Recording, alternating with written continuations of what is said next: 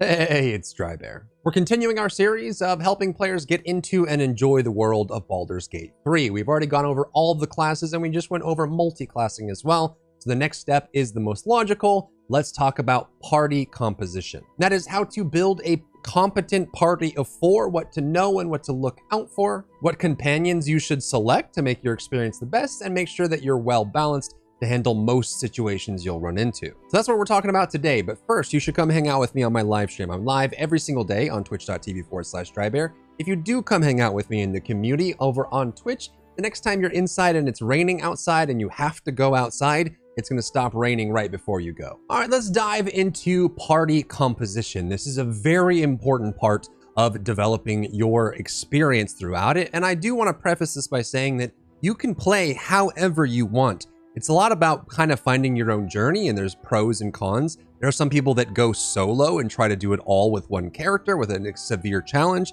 Some people like mix and matching things, and some people like doing all of one kind. It might be fun to do a party of 4 bards, or maybe you do all fighters and barbarians and just try to zug your way through the whole thing, and that might be fun for you. So today we're going to talk about the pros and cons and all the different areas that you want to have in your party and how to make your best character and what companions go well with your character to give you the best experience. And there are 2 main categories that I would put the important abilities that your characters can do in, and that is going to be in combat and out of combat.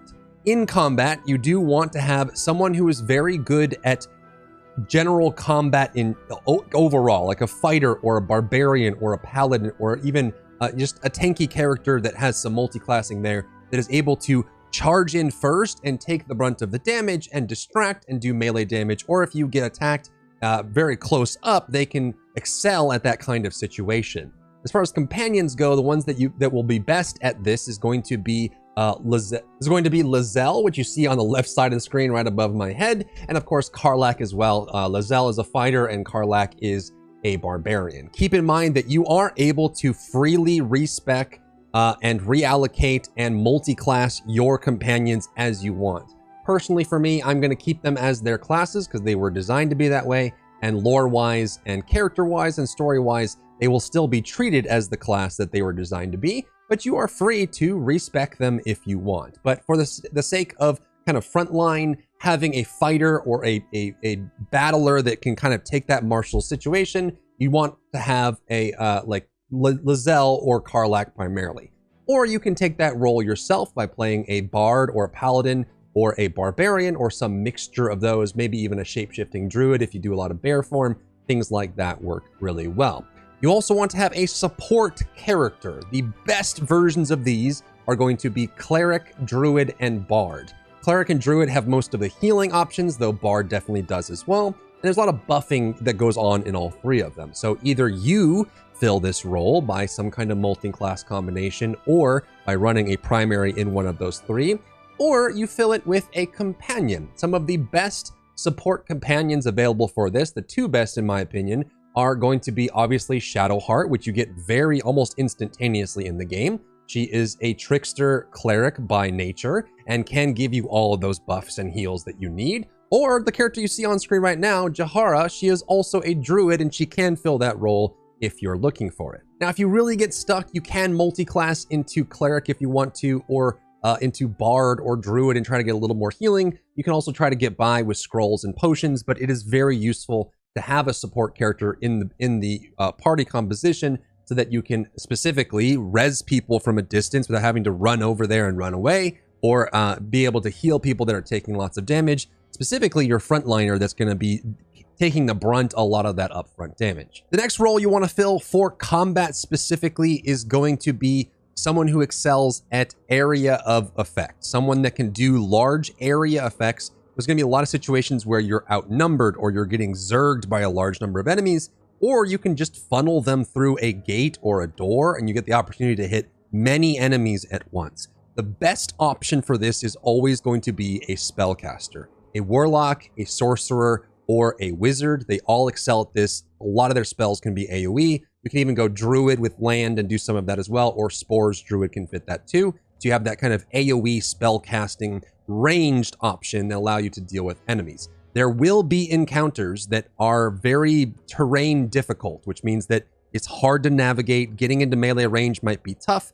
You're going to have some nice acrobatics and strength to get close enough to melee, and having that ranged option is going to be super useful, on top of also having the ability to do AoE. So when enemies cluster together and when enemies get stuck together and you can actually fight them in that form, it really, really makes the encounter much easier. And those are the three main roles that I would try to cover when it comes to combat. Making sure you have some kind of range / spellcasting AoE for huge damage or just killing enemies very quickly. You have a frontliner that is a martial class that can deal with up close enemies and can distract and take damage. And then a support to fill everything else in the between and keep your characters alive and res them if they end up getting incapacitated. There's other options for high burst damage. Things like Rogue or Ranger can really take out targets. And you can even use trickery and sneaking and subterfuge during combat to get bonuses from that. But those are the three that I would try to fill either by yourself or by finding other options. When it comes to spellcasting, by the way, Will is a great option as a base warlock. You can also get Gale, who is a base wizard, and both of them can do some really awesome AoE. And I also wouldn't recommend stacking multiple together that do the same thing, though you certainly can. The next thing to consider is all of your outside of combat interactions. You will need certain proficiencies to Arcana divine how something works, or unlock lockpick a lock and get access to something, or perception to reveal a hidden path or a secret that you need to do. You also need one high charisma character if you plan to actually pass a lot of the dialogue checks and deceive people or get them to do what you want them to do or get information out of them that might be useful. So having a charisma-based class will also help you in that regard. And this is where the more utilitarian classes like Rogue or Bard or Ranger come in big, because they have a lot of those things in droves, a lot of skills that they can gain access to and things that they can do that make out of combat encounters much easier. You can disable traps,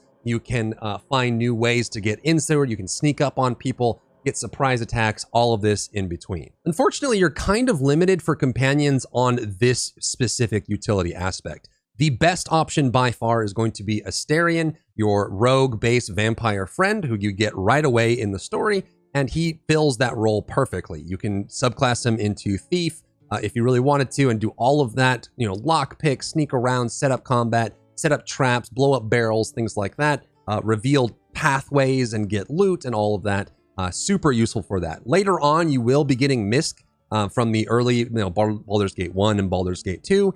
In those games, he was a ranger, and I'm expecting him to be a ranger in this as well, but they haven't really given us much information on how he's going to make it into the story. But if he is a ranger, that would be another option for a utility companion to add into your party. And really, that's only if you want to use the lore-written story characters. You can actually add in hirelings into your party of specific classes if you really have a need that you want to fill. We also know that we're going to get access to a Minthara, who is a paladin, and of course Halsin, the druid, who is going to be more of an offensive shapeshifting druid at base than Jahara. So we'll have that option there to mix in for those companions. And the other thing you want to think about outside of just having character breadth in your party so you can access different situations is going to be the gearing. If you imagine if you have a party that's built entirely on strength characters, when you find a super awesome strength item, the question is, how do you distribute loot in that case if everyone uses the same stats? And so there's always going to be characters that suffer and characters that benefit. But if you have a well-balanced party, you have Astarion who wants dexterity and Lizelle who wants strength, and your character is a charisma character, wants charisma items, and then you add in like Jahara who's going to want wisdom, all of a sudden the looting and the distribution of loot becomes a lot more straightforward. Everyone can get the best of what you find, and you can benefit from that very easily. So it's one of the most important things is being able to distribute that, but of course you can play any way that you want. So when making a party, I would make sure that you have the 3 combat roles filled and then figure out what that 4th character is going to be. Make sure you have a frontliner of some kind, a martial class or companion. Make sure that you have a support class of some kind that can help you out a lot in combat. Make sure you have a spellcaster or AoE nuker that can do a lot of damage when you're overrun, and then just kind of figure out if you can find a dialogue specialist or a utilitarian class that can do all of the tricks of the trade. So say you run Ranger and you want to do the utilitarian aspect for your party, all the perception checks. You have like a Wood Elf Ranger that can do perception and traps and lock picking and all that. Then you just want to find a companion that can fill the front line like Lae'zel or Karlach, a support character like Shadowheart or Jahara that can do the healing and the supporting for your characters. And then you want to find a nuker like Will or like Gale that can do large AoE damage and also that can do good charisma checks for you, right? Will is a great conversationalist, has a very high charisma, and can utilize that very easily. So those would be my recommendations for party composition in Baldur's Gate 3, and I hope this makes it a lot clearer for you on how you want to set that up based on what class you're going and maybe what companions you want to have with you along your journey. If you found value in the video, leave a like down below, leave a comment for the algorithm to help this video get seen by more people, and I'll see you on my live stream. If you enjoyed yourself today, leave a like down below. You can support me and my work on Patreon and view Patreon exclusive content, link in the description. Thank you so much for tuning in, and I'll see you in the next one.